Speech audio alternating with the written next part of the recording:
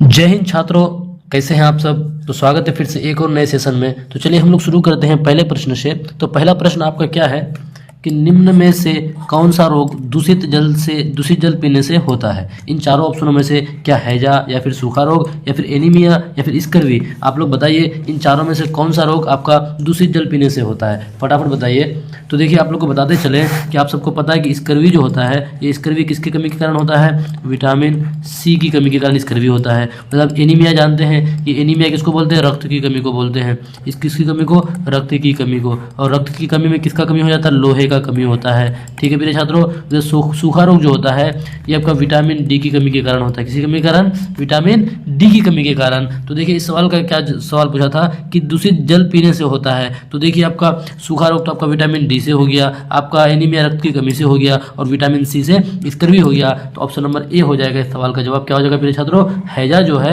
हैजा वो क्या होता है आपका दूषित जल यानी गंदा जल पीने से आपका हैजा रोग हो सकता है। तो इस सवाल का जवाब क्या हो जाएगा, ऑप्शन नंबर ए हो जाएगा। चलते हैं इसके बाद अगले प्रश्न में चलते हैं, प्रश्न संख्या दूसरा में। देखिए प्रश्न संख्या दूसरा आपका क्या बोल रहा है कि ईसीजी है, ईसीजी है यानी ईसीजी का स्टैंडर्ड फॉर्म क्या होगा, यानी उसका फुल फॉर्म क्या होगा, क्या हो जाएगा, इलेक्ट्रोसिफेलोग्राफ या फिर इलेक्ट्रॉन कार्डियोग्राफ या फिर एंडोस्कोपोग्राफ या फिर इलेक्ट्रोकार्डियोग्राफ। बताइए ईसीजी का फुल फॉर्म क्या हो जाएगा, आप लोग बताइए। तो देखिए जो ईसीजी है, ईसीजी इसका इस्तेमाल किस में किया जाता है, हृदय की धड़कन यानी हृदय की गति, हृदय की गतिविधि को मापने के लिए। किसका, हृदय की गतिविधि को, हृदय कितना गति कर रहा है, हृदय की गतिविधि को मापने के लिए आपका ईसीजी का इस्तेमाल किया जाता है। फिर छात्रों आप लोग जानते हैं। तो देखिए ईसीजी का स्टैंडर्ड फॉर्म क्या हो जाता है, इलेक्ट्रोकार्डियोग्राफ हो जाता है। क्या हो जाता है, इलेक्ट्रोकार्डियोग्राफ हो जाता है। तो इस सवाल का जवाब क्या हो जाएगा, ऑप्शन नंबर डी हो जाएगा। चलते हैं प्रश्न का दूसरा का आंसर क्या हो जाएगा, ऑप्शन नंबर डी हो जाएगा, यानी ईसीजी इलेक्ट्रोकार्डियोग्राफ। ये भी सवाल बनता है कि ईसीजी का इस्तेमाल किस में, शरीर के किस अंग के लिए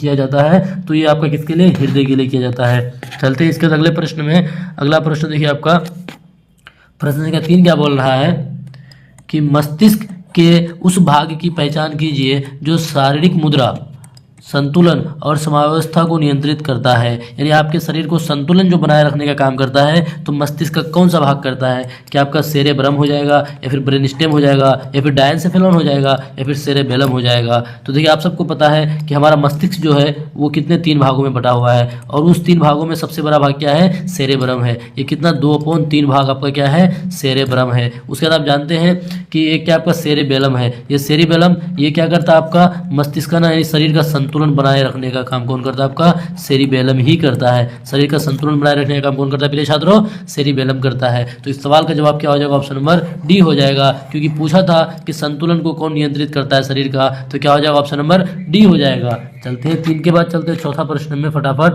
देखिए कल हम लोग साइंस का 100 क्वेश्चन फटाफट रिवीजन वाला वीडियो डाल चुके हैं। जो भी नहीं देखे उसको आप लोग देख लीजिए, बहुत फायदेमंद होगा आप लोगों के लिए।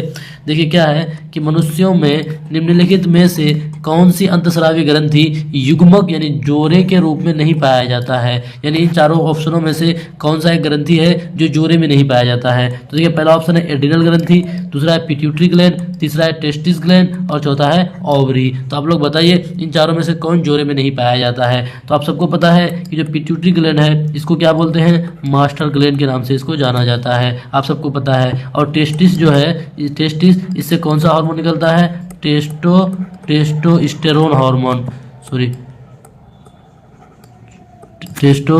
रुकिएगा थोड़ा सा आप लोग, टेस्टोस्टेरोन हार्मोन से स्रावित होता है। तो ओवरी से जो है, ओवरी से क्या निकलता है, अंडाणु यानी ओवम स्रावित होता है। ये बात आप लोग जानते हैं। तो देखिए क्या बोला है कि और एड्रिनल जो है, एड्रिनल ग्रंथि जो है इससे एड्रिनलिन हार्मोन, कौन सा, एड्रीनेलिन हार्मोन इससे स्रावित होता है। अब आपको पूछा कि कौन अंतस्रावी ग्रंथि युग्म यानी जोड़े में नहीं पाया जाता है। तो देखिए ऑप्शन नंबर जो बी है, ये आपका पिट्यूटरी ग्लैंड जो है ये आपका जोड़े में नहीं पाया जाता है। ये आपका पिट्यूटरी ग्लैंड जो है जोड़े में नहीं पाया जाता है। बाकी आपका एड्रिनल ग्लैंड भी जोड़े में पाया जाता है, जो किडनी के ऊपर पाया जाता है। आपका टेस्टिस भी आपका जोड़े में पाया जाता है और ओवरी भी जोड़े में पाया जाता है। तो इस सवाल का जवाब क्या हो जाएगा प्रिय छात्र, ऑप्शन नंबर बी हो जाएगा। चलते हैं 4 के बाद चलते हैं 5वां प्रश्न में, प्रश्न संख्या 5। देखिए प्रश्न संख्या 5 क्या बोल रहा है कि सफ़ेद रक्त कण यानी WBC का मुख्य कार्य क्या है। WBC जो है उसका मुख्य कार्य क्या है। देखिए आपको पता है एक क्या होता है RBC होता है, एक क्या होता है आपका WBC होता है, और एक आपका होता है पट्टिका यानी प्लेटलेट्स होता है। आपका तीन होता है, एक RBC WBC और प्लेटलेट्स होता है। तो देखिए आपको पता है कि RBC का क्या काम है, वो ऑक्सीजन को लेने का काम करता है, लेकिन WBC का क्या काम है, ये आपके शरीर में क्या करता है, रोग प्रतिरोधक क्षमता धारण करता है। आपके शरीर में रोग प्रतिरोधक क्षमता धारण करने का काम कौन करता है आपका प्रिय छात्रों, आपका WBC करता है। कौन करता है WBC। उसका स्टैंडर्ड फॉर्म क्या हो जाता है, उसका स्टैंडर्ड फॉर्म हो जाता है व्हाइट ब्लड कॉर्पसेल्स या फिर व्हाइट ब्लड सेल भी बोला जाता है। अब देखिए आपको पूछता है कि WBC का उत्पत्ति कहाँ होता है, उसका उत्पत्ति अगर बोलेगा तो आपका कहाँ हो जाएगा प्रिय छात्रों, अस्थि मज्जा में हो जाता है। कहाँ होता है, अस्थि मज्जा में हो जाता है। इसकी उत्पत्ति कहाँ हो जाता है, अस्थि मज्जा में हो जाता है। उसके बाद एक सवाल ये भी पूछ सकता है कि इसका कब्रिस्तान किसको कहा जाता है, तो इसका कब्रिस्तान आपका प्लीहा को कहा जाता है। किसको, स्प्लीन यानी प्लीहा को कहा जाता है। अब ये भी पूछ सकता है कि WBC का जीवन काल बताइए, तो देखिए इसका जीवन काल ना आपका 13 से लेकर के 20 दिनों तक होता है। 13 से लेकर के 20 दिनों तक हो सकता है। ये भी सवाल आपका बन सकता है। तो इन सभी बातों को भी आप लोग नोट कर लीजिएगा। चलते हैं 5 के बाद चलते हैं छठा प्रश्न में चलते हैं, क्वेश्चन नंबर 6 में चलते हैं। देखिए जब भी आपको ना सुरक्षा, शरीर सुरक्षा के बारे में, रोग के बारे में जब भी पूछे तो आपको आंख बंद करके WBC टिक मार देना है। देखिए प्रश्न संख्या 6 क्या है, शरीर का कौन सा अंग रक्त उत्पादन करता है। हमारे शरीर का कौन सा अंग रक्त का उत्पादन करता है, क्या मस्तिष्क यानी ब्रेन, या फिर अस्थि मज्जा, या फिर हृदय, या फिर फेफड़ा। आप लोग बताइए फटाफट। तो देखिए हृदय जो है ये आपका, हमारे शरीर में हृदय कितने कोष्ठ में पाया जाता है, 4 वेशम यानी 4 चेंबर में पाया जाता है, आप सबको पता है। और मस्तिष्क जो है ये मस्तिष्क कितने भागों में बांटा गया, 3 भागों में बांटा गया, इस बात को भी आप जानते हैं। तो देखिए शरीर का कौन सा अंग रक्त का उत्पादन करता है, तो आपका कौन हो जाएगा, अस्थि मज्जा हो जाएगा। अस्थि मज्जा जिसको क्या बोलते हैं, बोन मेरो बोलते हैं। क्या बोलते हैं मेरे छात्रों, बोन मेरो बोलते हैं। इसी में क्या होता है आपका रक्त का उत्पादन होता है। आप लोग कभी शायद क्रिस 3 मूवी देखे होंगे, उसमें बोन मेरो वाला डिस्कशन बहुत बार किया गया है। तो इस सवाल का जवाब क्या हो जाएगा, ऑप्शन नंबर बी हो जाएगा। चलते हैं 6 के बाद चलते हैं 7वां प्रश्न में। 6 के बाद चलते हैं 7वां प्रश्न में। देखिए 7वां प्रश्न क्या है कि केचुआ कृषकों का परम मित्र होता है, क्योंकि देखिए केचुआ को ना किसानों का मित्र कहा जाता है। सही बात है कि केचुआ को किसानों का मित्र कहा जाता है। या फिर ये भी सवाल बनता है कि किसानों का मित्र किसे कहा जाता है, वहाँ पे ऑप्शन में दिया हुआ रहता है। तो आपको क्या टिक करना है कि केचुआ को कहा जाता है, केचुआ को किसानों का मित्र। अब क्या रीजन है कि क्या वायुमंडल में उपस्थित नाइट्रोजन का स्थिरीकरण करता है, नहीं, ये तो नाइट्रोजन का स्थिरीकरण आपका राइजोबियम बैक्टीरिया करता है। कौन करता है नाइट्रोजन का स्थिरीकरण, राइजोबियम बैक्टीरिया करने का काम करता है इस काम को। तो देखिए उसके बाद जमीन को छिद्रयुक्त बनाकर मृदा में ऑक्सीजन की मात्रा को बढ़ाता है, हाँ ये बात सही है। उसके बाद कीटनाशक का कार्य करता है, बिल्कुल नहीं। उसके बाद कवकनाशक का कार्य करता है, बिल्कुल नहीं। तो देखिए केचुआ जो है कृषकों का परम मित्र इसलिए कहा जाता है क्योंकि केचुआ क्या करता है, जमीन को छिद्रयुक्त बना देता है और छिद्रयुक्त बना करके मृदा में ऑक्सीजन की मात्रा को बढ़ाता है। देखिएगा जहाँ पे केचुआ रहता है ना, वहाँ पे जमीन को वो बुलबुला टाइप का बना देता है, वहाँ पे मिट्टी सबको ना बिल्कुल बुलबुला बना देता है और छेद बना देता है। तो यही क्या हो जाएगा, इस सवाल का जवाब हो जाएगा प्रिय छात्रों 7 का क्या हो जाएगा, बी हो जाएगा। चलते हैं 7 के बाद चलते हैं 8वां प्रश्न में। 7 के बाद 8वां प्रश्न, क्वेश्चन नंबर 8 क्या बोल रहा है आपको देखिएगा कि मनुष्य में कौन से क्रोमोसोम के मिलने से बालक का जन्म होता है। देखिए आप सबको पता है कि मनुष्य में कितने क्रोमोसोम पाए जाते हैं, 46। अगर संख्या में बोले तो 46, अगर जोड़े में बोले तो 23। इन 23 में से आपको पता है कि जो 22 जोड़ा जो क्रोमोसोम है इसका लिंग निर्धारण में कोई भूमिका नहीं है, जिसको ऑटोसोमल क्रोमोसोम कहा जाता है। सिर्फ आपका जो एक जोड़ा जो क्रोमोसोम है आपका, सॉरी 22 नहीं 23 जोड़ा हुआ, हाँ सही है। यहाँ पे आपका एक जोड़ा जो क्रोमोसोम है जो आपका एक्स और वाई है, यही क्या करता है आपका लिंग निर्धारण में मेन भूमिका निभाता है। तो देखिए बोला है कि क्रोमोसोम के मिलने से बालक का जन्म होता है, तो किसके मिलने से बालक का जन्म होगा, तो क्या बोला है कि पुरुष का एक्स और स्त्री का एक्स, या फिर पुरुष का एक्स वो स्त्री का एक्स, दोनों बार हो गया, सेम हो गया प्रिय छात्रों। उसके देखिए क्या बोला है, पुरुष का वाई और स्त्री का एक्स, और देखिए पुरुष का वाई और स्त्री का वाई। देखिए आप सबको बताते चले कि देखिए जो फीमेल में जो है, फीमेल में कौन सा सेक्स क्रोमोसोम पाया जाता है, वो आपका एक्स क्रोमोसोम पाया जाता है। इस बात को आप नोट करते चलेगा, समझते चलेगा थोड़ा सा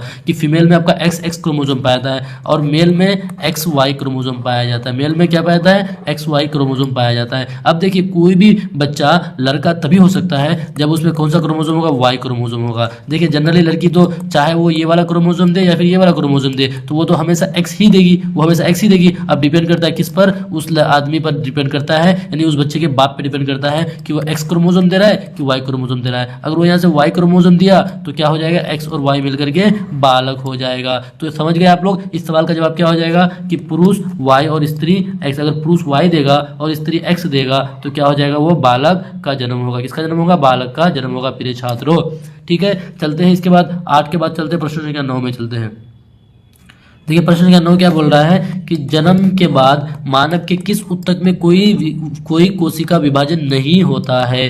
देखिए जन्म के बाद मानव के किस ऊतक में कोई कोशिका विभाजन नहीं होता है, क्या आपका कंकाल में या फिर तांत्रिका में या फिर संयोजी में या फिर जनन में। आप लोग जवाब दीजिए, फटाफट जवाब दीजिए। तो देखिए कौन से किस ऊतक में कोई कोशिका विभाजन नहीं होता है, तो तांत्रिका ऊतक में कोई भी कोशिका विभाजन नहीं होता। जन्म के बाद तांत्रिका ऊतक में कोई भी कोशिका विभाजन नहीं होता प्रिय छात्रों। तो इस सवाल का जवाब क्या हो जाएगा, ऑप्शन नंबर बी हो जाएगा। आप लोग इसको नोट करते हुए भी चलिएगा। चलते 9 के बाद चलते 10वां प्रश्न। देखिए प्रश्न संख्या 10 क्या है कि ऊर्जा के किस रूप में प्रदूषण की समस्या नहीं होती है।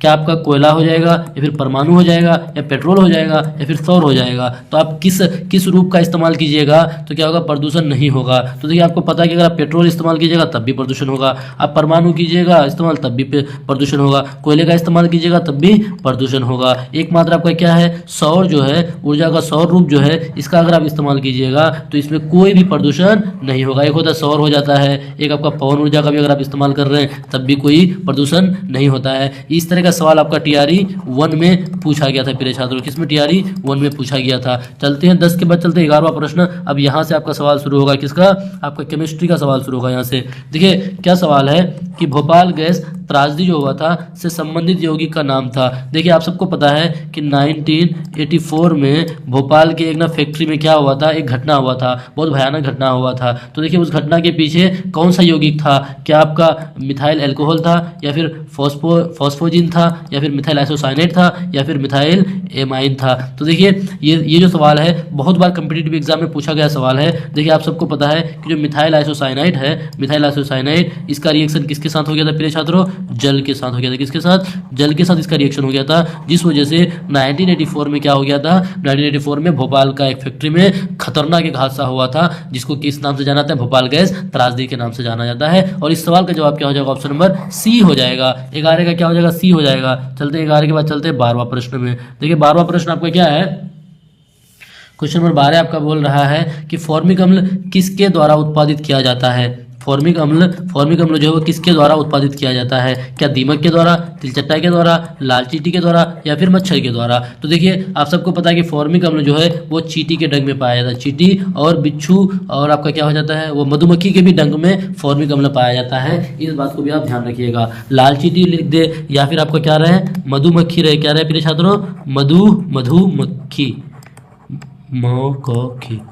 मधुमक्खी। देखिए चाहे आपका क्या रहे, लाल चींटी रहे या फिर मधुमक्खी रहे, तो उसके डंग में क्या पाया था, फॉर्मिक अम्ल पाया था। सिर्फ चींटी बोले तो उसमें वो गलत हो सकता है, लेकिन लाल चींटी बोलेगा तभी फॉर्मिक अम्ल होगा प्रिय छात्रों। तो इस सवाल का जवाब क्या हो जाएगा, ऑप्शन नंबर सी। अगर आपका ऑप्शन में चींटी भी है और ऑप्शन में आपका लाल चींटी भी है तो आपको किस में टिक मारना है, लाल चींटी में टिक मारना है। चलते हैं 12 के बाद चलते हैं 13वां प्रश्न में चलते हैं। प्रश्न संख्या 13 में देखिए 13वां प्रश्न आपका क्या है कि इनमें से कौन सा एक अक्रिय गैस नहीं है। आपको ढूंढ के निकालना है कि कौन एक अक्रिय गैस नहीं है। तो आप सबको पता है कि अक्रिय गैस किसको बोलते हैं, जो आपका कोई भी रिएक्शन नहीं करता, मतलब जिसका ऑक्टेट पूरा रहता है। देखिए आपको पता है कि जो आवर्त सारणी में जो 18वां ग्रुप है, 18वां ग्रुप जिसको किस नाम से जाना जाता है, इसको जीरो ग्रुप के नाम से भी जाना जाता है। रीजन क्या है कि यहाँ पे जितने सारे तत्व है ना, सबका वैलेंसी कितना होता है, जीरो होता है। इस वजह से उसको जीरो ग्रुप भी कहा जाता है। अब देखिए इसमें कौन कौन आता है, आपका हीलियम आता है, नियोन आता है, आपका आर्गन आता है, आपका क्रिप्टन आता है, आपका रेडोन आता है। Helium, neon, argon, krypton, radon और एक क्या आता है, जेनन आता है।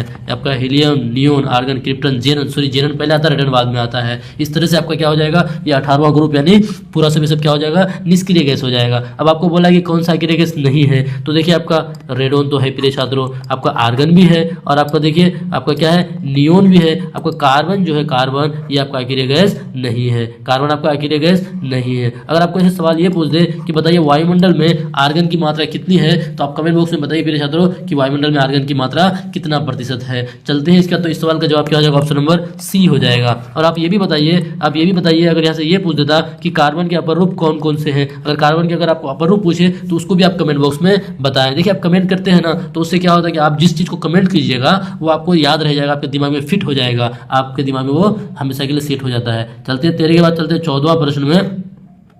प्रश्न संख्या 14 देखिए क्या बोल रहा है कि अस्पतालों में कृत्रिम सांस के लिए प्रयुक्त ऑक्सीजन निम्न गैसों का मिश्रण होता है। देखिए जब आदमी क्या होता है ना कि जब सांस लेने के योग्य नहीं होता है, मतलब वो उसका बॉडी इस तरह से काम नहीं कर पाता है कि वो नेचुरली सांस ले, तो उस कंडीशन में क्या किया जाता है, उसको ऑक्सीजन में लगाया जाता है, उसको डायरेक्ट ऑक्सीजन सप्लाई किया जाता है। तब वो जो ऑक्सीजन का जो ऑक्सीजन होता है सिलेंडर में, वो किसका मिश्रण होता है, क्या वो आपका ऑक्सीजन एवं हीलियम का मिश्रण होता है, या फिर नाइट्रोजन एवं आर्गन का मिश्रण होता है, या फिर ऑक्सीजन एवं आर्गन का मिश्रण होता है, या फिर ऑक्सीजन एवं कार्बन डाइऑक्साइड का मिश्रण होता है। आप लोग बताइए, बहुत इंपॉर्टेंट सवाल है ये। इसको हम लोग हालांकि हर दिन अपने रियल लाइफ में देखते हैं, डेली लाइफ में देखते हैं, लेकिन कभी हम लोगों ने कभी नोटिस नहीं किया था कि उस सिलेंडर में किस किस का मिश्रण होता है। तो आप ध्यान रखिएगा कि वो जो सिलेंडर होता है जिसका इस्तेमाल ऑक्सीजन के रूप में किया जाता है, वो ऑक्सीजन किसका मिश्रण होता है प्रिय छात्रों, ऑक्सीजन और हीलियम का होता है। किसका होता है, ऑक्सीजन और हीलियम का होता है। तो इस सवाल का जवाब क्या हो जाएगा, ऑप्शन नंबर ए हो जाएगा। यहाँ से ना एक ये भी सवाल बनता है कि गोताखोर जो पानी के अंदर जाता है, गोताखोर जो पानी के अंदर जाता है वो कौन सा गैस को लेके जाता है, तो यही ऑप्शन हो जाएगा, हीलियम भी हो जाएगा प्रिय छात्रों। चलते हैं इसके बाद चलते 14 के बाद चलते 15वां प्रश्न में। प्रश्न संख्या 15 में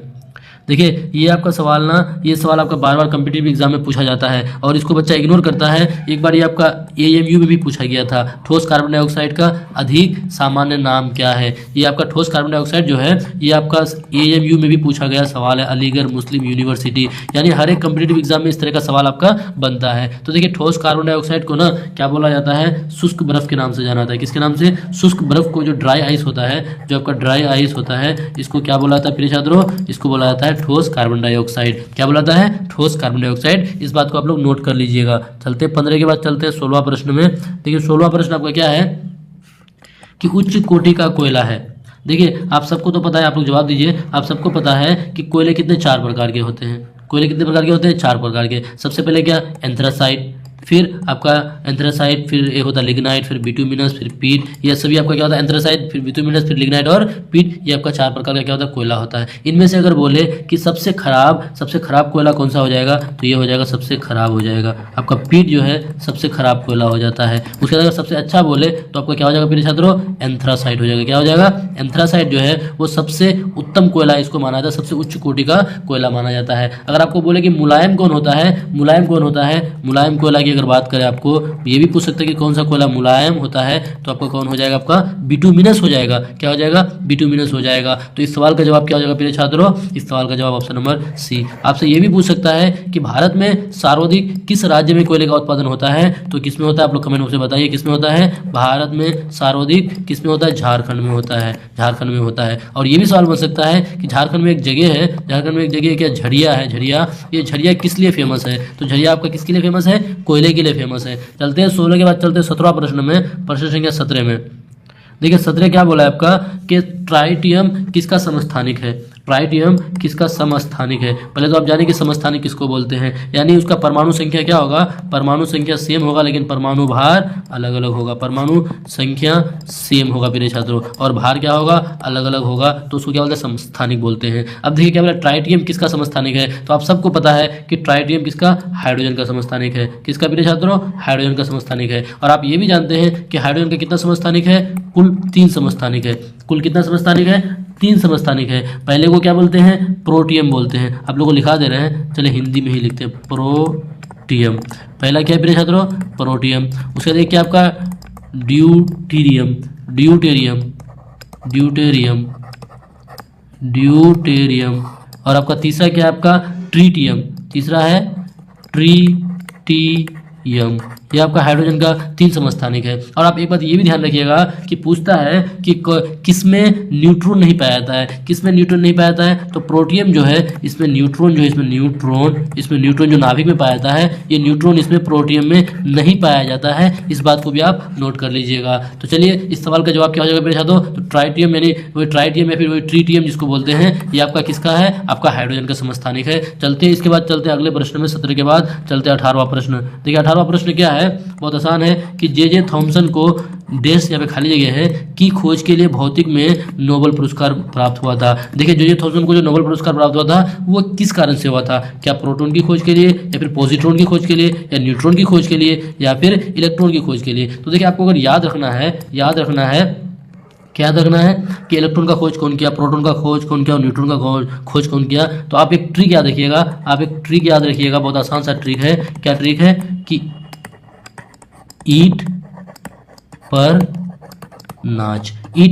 देखिए यहाँ से ई से हो जाएगा इलेक्ट्रॉन, टॉ से हो जाएगा वही जे थॉमसन, पौ से हो जाएगा प्रोटॉन और रॉ से हो जाएगा रदरफोर्ड, नौ से हो जाएगा न्यूट्रॉन और चौ से हो जाएगा चैडविक। ये आप ट्रिक याद रखिएगा जिससे आप कभी नहीं भूलिएगा। तो अब बोलिए टॉ से थॉमसन और क्या है, थॉमसन है ना, तो किसका खोज किया था, आपका इलेक्ट्रॉन का खोज किया था। किसका खोज किया था मेरे छात्रों, इलेक्ट्रॉन का खोज किया था। और आप जानते हैं कि इलेक्ट्रॉन पर कैसा चार्ज है, इलेक्ट्रॉन पर नेगेटिव चार्ज है। कैसा चार्ज होता है, नेगेटिव चार्ज होता है। यहाँ पे जो एक चीज आपका है कौन, पॉजिट्रॉन जो है, पॉजिट्रॉन, इसका खोज कौन किया था आप लोग बताइए। पॉजिट्रॉन का खोज कार्ल एंडरसन ने किया था। किसने किया था, कार्ल एंडरसन ने। यहाँ पे हम लिख दे रहे हैं ऑप्शन नंबर बी में जो आपका पॉजिट्रॉन है उसका खोज किसने किया था, कार्ल एंडरसन ने किया था, कार्ल एंडरसन। इस बात को भी आप लोग नोट कर लीजिएगा प्रिय छात्रों। चलते हैं इसके बाद चलते हैं, इस ट्रिक को आप याद रखिएगा ताकि एग्जाम में अगर पूछे तो आप आसानी से बना सके। चलिए 18 के बाद चलते हैं 19वां प्रश्न। देखिए 19वां प्रश्न आपका क्या बोल रहा है कि हाइग्रोमीटर किसे नापने के लिए प्रयोग में लाया जाता है। जो हाइग्रोमीटर है उसका इस्तेमाल किसके नापने के लिए किया जाता है, तो आपको बताते चले कि समुद्र की जो गहराई है, समुद्र की गहराई, इसको मापने के लिए किसका इस्तेमाल किया जाता है, फेदोमीटर का। किसका प्रिय छात्रों,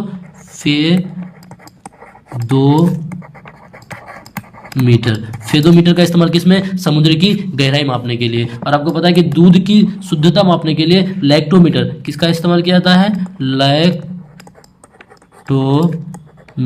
इसका इस्तेमाल किसमें करते हैं, दूध की शुद्धता मापने के लिए। और द्रव्य की आपेक्षिक घनत्व मापने के लिए इसमें क्या आता है, हाइड्रोमीटर। किसका,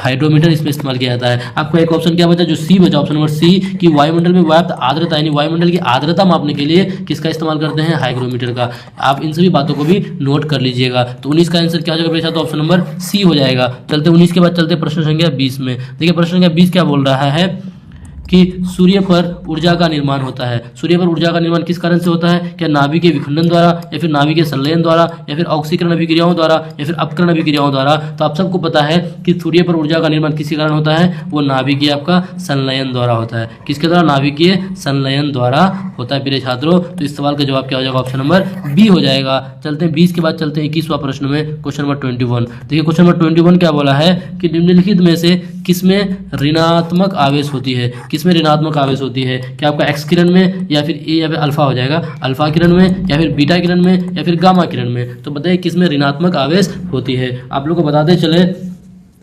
देखिए जो आपका यहाँ पे एक्स किरण है, एक्स किरण, इस पे कोई भी चार्ज, इसमें कोई चार्ज नहीं है। कोई चार्ज मतलब यानी नो चार्ज लिख देते हैं यहाँ पे, इसमें कोई भी चार्ज नहीं है। आपका अल्फा जो किरण है, अल्फा किरण, इसमें कैसा चार्ज होता है मेरे छात्रों, इसमें आपका पॉजिटिव चार्ज होता है। ये सब बात आप नोट करते हुए चलिएगा। इसमें कैसा चार्ज होता है, पॉजिटिव चार्ज होता है यानी धनात्मक होता है। बीटा किरण जो है, बीटा में कैसा चार्ज होता है, बीटा में होता है आपका निगेटिव चार्ज होता है। कैसा चार्ज होता है, निगेटिव चार्ज होता है बीटा में। और आपका जो गामा किरण है, गामा किरण, इसमें भी आपका कोई भी चार्ज नहीं होता है। इसमें भी आपका नो चार्ज यानी कोई भी चार्ज इसमें भी नहीं होता है। अब आपको सवाल पूछा था कि किसमें ऋणात्मक आवेश होगा, तो देखिए आपको ऋणात्मक आवेश किसमें हो जाएगा, option number B C, beta में हो जाएगा। किसमें हो जाएगा, यानी बीटा कण में क्या हो जाएगा, कोई भी चार्ज नहीं होगा। तो इस सवाल का जवाब क्या हो जाएगा मेरे छात्रों, ऑप्शन नंबर सी हो जाएगा। चलते हैं 21 के बाद चलते हैं 22वां प्रश्न में। देखिए 22वां प्रश्न आपको क्या बोल रहा है कि अवतल लेंस प्रयुक्त होता है किसके किसके सुधारने में, क्या आपका मोतियाबिंद को सुधारने में, या दीर्घ दृष्टि को सुधारने में, या निकट दृष्टि को सुधारने में, या दूर दृष्टि को सुधारने में। तो आप लोग बताइए अवतल लेंस का इस्तेमाल किस में किया जाता है। तो आप सबको पता है कि अवतल लेंस का इस्तेमाल किस में किया जाता है, निकट दृष्टि को सुधारने में। किसको, निकट दृष्टि को सुधारने में किसका इस्तेमाल किया जाता है, अवतल लेंस का। अगर आपको पूछ देता कि उत्तल लेंस का, तब क्या हो जाता, तब हो जाता आपका दूर दृष्टि को सुधारने में। तो इस सवाल का जवाब क्या हो जाएगा, ऑप्शन नंबर सी हो जाएगा। चलते हैं 22 के बाद, चलते हैं 23वां प्रश्न में। 22 के बाद 23वां प्रश्न। देखिए 23वां प्रश्न आपका क्या पूछ रहा है कि रेटिना पर नेत्र द्वारा निर्मित प्रतिबिंब होता है। जो रेटिना पर नेत्र द्वारा प्रतिबिंब होता है वो कैसा होता है, क्या वास्तविक उल्टा और छोटा, वास्तविक सीधा और छोटा, वास्तविक सीधा और छोटा, अवास्तविक उल्टा और छोटा। तो आप सबको पता है कि रेटिना पर प्रतिबिंब कैसा बनता है, पहले तो वास्तविक बनता है। अगर वास्तविक होगा तो जाहिर सी बात है उल्टा होगा, उल्टा होगा तो जाहिर सी बात है वो कैसा होगा, छोटा होगा। तो इस सवाल का जवाब क्या हो जाएगा, तो ऑप्शन नंबर ए ही हो जाएगा। क्या हो जाएगा, ऑप्शन नंबर ए हो जाएगा। ठीक है, चलते हैं 23 का क्या हो जाएगा, ऑप्शन नंबर ए हो जाएगा। चलते हैं 23 के बाद चलते हैं 24वां प्रश्न में, क्वेश्चन नंबर 24। देखिए क्वेश्चन नंबर 24 क्या बोल रहा है कि ठोस कपूर से कपूर वाष्प, यानी ठोस से वाष्प बनाने की प्रक्रिया को क्या कहते हैं। आपका क्या वाष्पीकरण कहेंगे, या फिर हिमीकरण कहेंगे, या फिर पिघलना कहेंगे, या फिर उद्रोपातन कहेंगे। तो देखिए अगर आपका द्रव से वाष्प में बदलता तब उसको वाष्पीकरण बोलते। ठीक है, अगर वो आपका जमता तो उसको क्या बोलते, आपका द्रव से अगर बर्फ बनता तो उसको हिमीकरण बोलते। अगर आपका द्रव से अगर आपका ठोस यानी बर्फ से अगर पानी में बदलता तो उसको पिघलना बोलते। लेकिन यहाँ पे क्या बोला है कि ठोस से डायरेक्ट वाष्प में बदल रहा है, तो इस प्रक्रिया को क्या बोलेंगे प्रिय छात्रों, उद्रोपातन बोलेंगे, सब्लिमेशन बोलेंगे। क्या बोलेंगे, सब्लिमेशन बोलेंगे। कभी कभी इस जगह में ना कुछ और नाम लिखा रहता है, तो आप लोगों ने क्या कीजिएगा, उसका इंग्लिश और हिंदी दोनों ही पढ़ लीजिएगा, उससे आपको दिक्कत नहीं होगा। चलते 24 के बाद चलते 25वां प्रश्न में। देखिए 25वां प्रश्न और आज के सेशन का अंतिम प्रश्न क्या बोला है कि न्यूटन का निम्न में से कौन सा नियम बल की परिमाणात्मक परिभाषा देता है। न्यूटन साहब ने 3 नियम दिए थे, उन तीनों नियम में से कौन सा नियम बल की परिभाषा को देता है। बल की परिभाषा क्या है आपका, F = ma। F आपका हो जाएगा फोर्स यानी बल, m हो जाएगा मास, और ये हो जाएगा एक्सेलरेशन यानी त्वरण, और द्रव्यमान का गुणनफल क्या होता है, आपका बल होता है। इस परिभाषा को उन्होंने अपने गति के किस नियम से, क्या हो जाएगा ऑप्शन नंबर ए, सार्वत्रिक गुरुत्वाकर्षण का नियम, या फिर गति का पहला नियम, या गति का तीसरा नियम, या फिर गति का दूसरा नियम। तो आप सबको पता है उन्होंने कौन से नियम से दिया था, आपका गति का दूसरा नियम। कौन सा हो जाएगा यहाँ पे, गति का दूसरा नियम हो जाएगा प्रिय छात्रों। इस सवाल का जवाब क्या हो जाएगा, ऑप्शन नंबर डी हो जाएगा। क्या हो जाएगा, ऑप्शन नंबर डी। अब आपको यहाँ से क्या बताना है कमेंट बॉक्स में कि रॉकेट जो चलता है, रॉकेट जो चलता है वो न्यूटन साहब के कौन से गति के नियम के आधार पर चलता है, इसको आपको कमेंट बॉक्स में बताना है। तो प्रिय छात्रों बताइए हम लोगों का 25 क्वेश्चन में से कितना हल हो पाया, और आपको आज का सेशन कैसा लगा कमेंट बॉक्स में जरूर बताएं। और आप लोग इसी तरह से मेहनत करते रहें, हमारे साथ जुड़े रहें, और इसी तरह से अपना प्यार देते रहें। हम लोग इसी तरह आप लोग के साथ मेहनत करते रहेंगे। और घबराइए मत, जब तक एग्जाम नहीं आएगा, जब तक एग्जाम का डेट नहीं आएगा, हम लोग इसी तरह से हर दिन आप लोग को रिवाइज कराते चलेंगे, नए नए क्वेश्चन लेके आते रहेंगे, ताकि आपके अंदर कॉन्फिडेंस बढ़ता जाएगा। जो ही आपका एग्जाम का डेट आ जाएगा, हम लोग हर दिन लाइव क्लास और मैराथन क्लास लेके आएंगे। आप लोग को एग्जाम के दिन तक नहीं छोड़ेंगे, हर हाल में आप लोगों को एक सरकारी कॉलेज में एक सीट दिला के छोड़ेंगे प्रिय छात्रों। फिर मिलते हैं अगले वीडियो में, जब तक के लिए आप लोग एंजॉय कीजिए और पढ़ते रहिए।